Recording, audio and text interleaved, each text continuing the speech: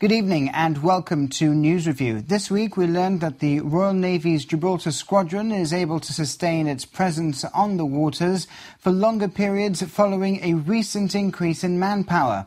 Commanding Officer Lieutenant Commander Rob Garner says the squadron has learnt lessons from the past couple of years. GBC understands prolonged incursions like that of the Ramon Margalef have prompted a boost in personnel. 1 year ago, the survey ship spent over 20 hours in Gibraltar waters. We've used lessons from our operation the last couple of years. We've put a case back to Royal Navy headquarters back in Portsmouth, and we've had an increase in manpower. What that gives us is an extra capacity, extra capability to be able, if we do have a lengthy incursion, a lengthy incident inside British waters, to be able to deal with that and to sustain our presence on the water. I'm now the Commanding Officer of Gibraltar Squadron, or COGS, for short, because we love a good acronym in the Navy. So I've got a promotion which is lovely, and then working directly for me are Lieutenant Alex Knight, who's the new captain of HMS Scimitar, and Lieutenant Ollie Locker, the new captain of HMS Sabre. So those two lieutenants look after their own individual ships and their sailors, and I have a bit more of an overall oversight role across the squadron as a whole. Does that mean that you spend less time out at water and more time overseeing what the team does? It does, but I do make sure I get on the water as regularly as possible to keep my eye in. A new Bristol-Gibraltar Easyjet route will be launched next year. Flights will operate 3 times a week from April 2015. This was revealed by Minister for Tourism Neil Costa at the World Travel Market in London this week. The annual event is a unique opportunity for the travel trade to meet, network and conduct business under one roof. Our reporter Kellyanne Turnbull was in London. Described as the most important travel exhibition in the world, Gibraltar is showcasing its tourism potential for all to see at the Excel Centre in London's Docklands, including the Tourist Board's new logo and the news of a direct route to Bristol with Easyjet. Flights will operate on Tuesdays, Thursdays and Sundays, with the flight time estimated to last just over 2.5 hours. They expect around 20,000 passengers during summer, but because, of course, we calculate passengers on a year-round basis, Gibraltar can expect to have 40,000 more visitors from the southwest region of the UK. And, of course, it's very important for us for many reasons. The first, as you know, the southwest is the franchise in terms of European elections, so we will be building a stronger bond between us and the southwest. It opens up fresh new opportunities for hospitality, leisure and tourism, but like with everything in Gibraltar, it's not just tourism, but also business, finance centre and the maritime trade. So all in all, looked at whichever way you like, it is a very good and exciting new opportunity for Gibraltar. And why Bristol in particular?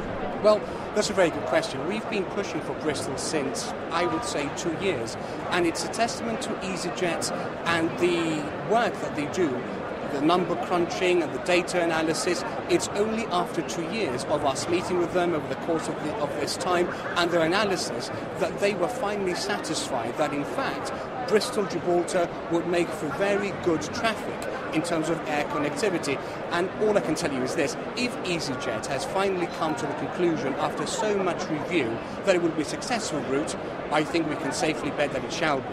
Well, I was going to mention the Marrakesh flights. They were announced in April, but they only lasted about 3 months. So why are you so confident that these will be more successful? Well, remember that the Marrakesh route was a private initiative by Your Flight. This is an agreement between the Gibraltar Tourist Board and Easyjet, and therefore the Tourist Board and the government is confident that on our analysis, and of course taking into account the Easyjet analysis, that the traffic does exist between the southwest of Gibraltar and Gibraltar. Yeah, it will be year-round service, so this makes travel easy and affordable for both business and leisure travellers alike, linking the southwest of England with Gibraltar.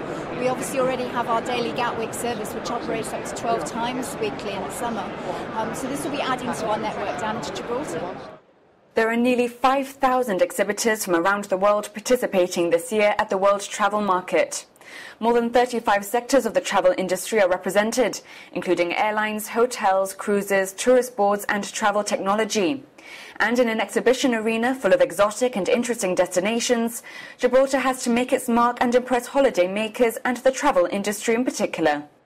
Well, as you can see, we have all our tourism partners present, not just the hotels, but also our travel operators. And it is key that they should all be present so that Gibraltar is shown for all of its facets. You're right, Gibraltar does compete with Malta, which is next door, and other, like you say, exotic and exciting destinations. And I think it's a testament, firstly, to Ali Gatewood, the fact that although their decision is made purely on figures and hard data, we had a champion in her in pushing the Gibraltar route, which shows the great importance of building one-to-one relationships with the top decision makers and the need for what I call polite persistence. Remind them always that Gibraltar is open for business, because if we lose that ball, other destinations will remind Easyjet or other carriers that they're also available. And we need to keep politely reminding our travel operators and our tourism partners that in fact Gibraltar is the best destination to call. The flights to Bristol will be launched on the 19th of April 2015, but will go on sale online on Thursday. Easyjet is the largest low-cost airline in the UK, and this route between Bristol and Gibraltar will be its 47th. Kellyanne Turnbull, GBC, reporting from the Excel Centre in London. Also this week, the government is making plans to construct a new stadium at Europa Point, even though the Development and Planning Commission has not yet given planning permission to the Football Association project. This was according to the opposition. In early April, the Gibraltar Football Association presented a new design for its proposed Europa Point stadium. Numerous objectors to the scheme addressed the Development and Planning Commission. The GSD claims the government set up a company in late April called Europa Stadium Limited. The government's Chief Secretary Ernest Gomez and former Financial Secretary Dilip Dayaram Tiradas are among its directors. It asks whether government has so little respect for the planning permission process that it makes plans before the DPC makes its decision on the matter. Were concerned and were surprised by the latest development, which effectively is an incorporation of a company, Europa Stadium Limited, very shortly after the meeting of the DPC, in which the DP said that they would be revisiting the issue of the project, the proposed project at the stadium. We are concerned about that for various reasons, because they were looking then for design and construction and location of it. It would appear now that the government have already made a decision in respect of the Europa Stadium project without reference back to the DPC.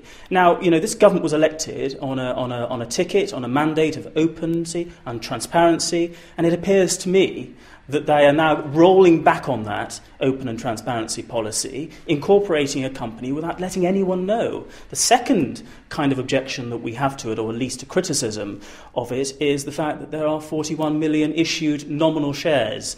Now, is the government investing in this company? If it is, tell us, tell the people. We've had numerous projects that have been lined up by this government and some of them completed. Commonwealth Park, 40 million in the Sunbourne, the Small Boats Marina, the new theatre. Where is all this money coming from? We were told we were broke. Now, what is the position? Is the government investing in the stadium, or is it not? Is there an explanation for that? Well, we hope there is one, and we would invite the government to comment on it. The opposition says it's always been highly sceptical about claims that UEFA would fund a new stadium to the tune of between £20 million to £40 million. It questions where the money for this project is coming from and believes no private investor would embark on this venture in the current global financial climate. It asserts that the government might be ready to pour huge amounts into this project and asks government to make a full and frank statement on Europa Stadium Limited. Meanwhile, the government said Europa Stadium Limited is merely an administrative tool for the land at Europa Point to be transferred to the GFA if planning permission is granted for the new stadium. Number 6 said in its overriding eagerness to criticise everything that the government does, the opposition continues to jump the gun and portray a distinct lack of knowledge across the board on a whole range of issues.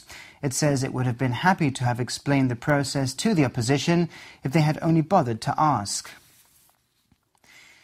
In other news, fishing with nets has not been included in the fishing and diving regulations because it is illegal under the Nature Protection Act and therefore not something which can be regulated.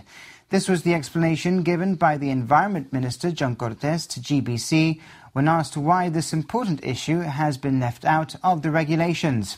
Dr. Cortes says diving operators and tuna fishermen will no longer be able to operate in a free-for-all environment. He spoke to Jonathan Sacramento.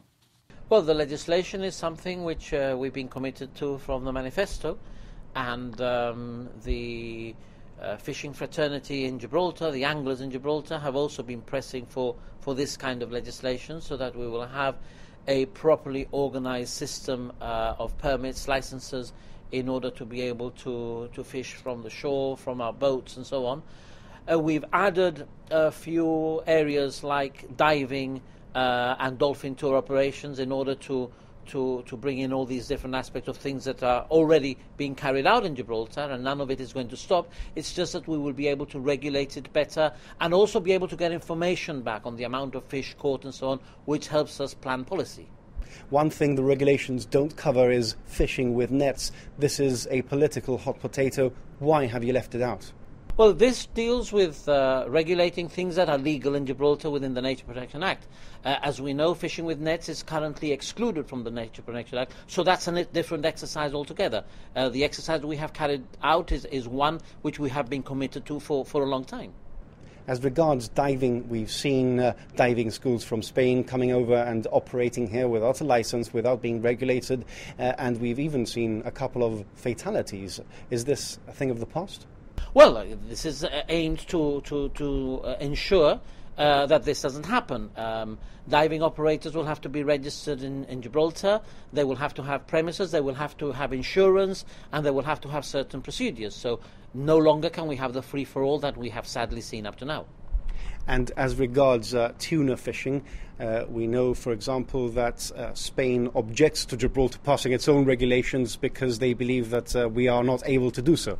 Well, Spain objected that we weren't controlling tuna fishing in our waters. Strictly speaking, we have been looking at this for a long time because ICAT was never extended to Gibraltar, and therefore we felt we had a responsibility that there shouldn't be a free-for-all. So we engaged with local tuna fishermen and boat owners, and we have come up with these regulations which mirror the requirements of ICAT, give us a certain control with our own quota, our own open and closed season, which is something that any responsible government will do, which is a steward of its waters. And therefore Spain complained that we weren't doing it. Now they're complaining that we're doing it, but then we know where that all comes from. Can you explain the differences between onshore and offshore fishing and how these will be regulated? Well, it's all part of the same regulations, but clearly some types of fishing offshore have different types of lures, different types of lines. So generally you would need your own license. In the case of long lines, you also have your boat registered in order to do that. Similarly with tuna. So it's different methods that are used, and these regulations just reflect that it is a diverse number of activities that are carried out.